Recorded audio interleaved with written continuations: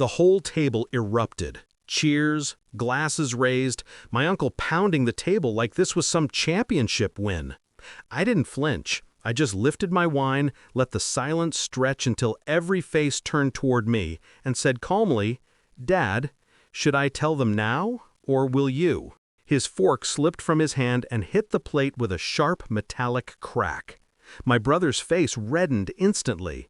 "Tell us what?" And just like that, every eye was mine. I always knew my brother craved the throne more than he loved the family, but I didn't think he'd try to exile me from my own blood in front of everyone. This wasn't just a company to us, it was our childhood home disguised as a business. The place Dad taught us math using invoices and taught us loyalty using promises. Tonight, he shattered both. And that was fine. I'd come prepared. There was a time when my brother used to lift me onto his shoulders so I could see the 4th of July fireworks. He told me I was his little genius when I beat him at strategy games. We shared secrets, jokes, dreams, like siblings were supposed to. Then Dad got sick last year, and something changed in him. Power crept into his voice.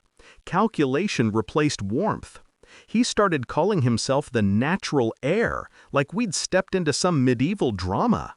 I ignored the shift at first, because when you love someone, you mistake red flags for shadows. It started with whispers in the hall when they thought I was out. Documents moved on Dad's desk. Board members visiting the house without informing me. Then I noticed Mom flinching around my brother, like she knew something she wasn't allowed to say. The real evidence came one night when I found a copy of an unsigned transfer agreement in Dad's study. Everything handed to my brother, nothing to me. My stomach dropped, but my heartbeat stayed steady. Because the moment betrayal becomes undeniable, clarity sharpens like a blade. I didn't confront anyone. Not Mom, not Dad, certainly not him. Instead, I turned silent, invisible. People underestimate silence. They think it means defeat, not preparation. While my brother flaunted his future CEO fantasies, I dug deeper. Quiet meetings with lawyers, phone calls to auditors, a private investigator who specialized in corporate misconduct. My brother unknowingly funded that one with the very credit card he bragged about. I gathered everything. Fraud, misappropriation, a little embezzlement sprinkled on top. Enough to bury him. But I waited, because revenge isn't satisfying when it's rushed. It needs timing, and holidays are perfect. People underestimate what a woman can do while she's politely passing the cranberry sauce. The night before Thanksgiving, Dad finally agreed to see the evidence. I didn't show him the worst of it, just enough to make the room tilt under his feet. He didn't defend my brother. He didn't make excuses. He just whispered, "I didn't know." By dawn, every board member had the full report. A forensic accountant drafted the emergency action plan. Dad's lawyer prepared a revised transfer agreement, this time not excluding me, but protecting everything from my brother. I didn't want the empire handed to me, I just didn't want it handed to him. And that brings us back to the table. My brother's face twisted into that familiar, entitled snarl. "What the hell is she talking about?" he barked. Dad's voice wavered. "Sit down, son."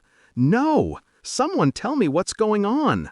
He looked at Mom, at the cousins, at me, like one of us would throw him a life preserver.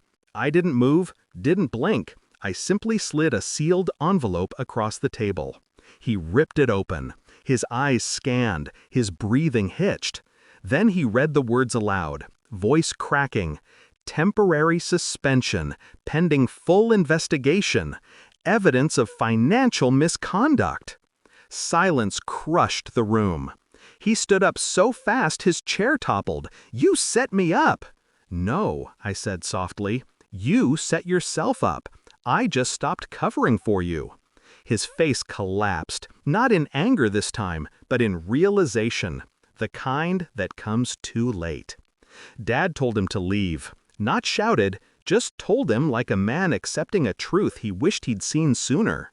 My brother knocked over a wine glass on his way out.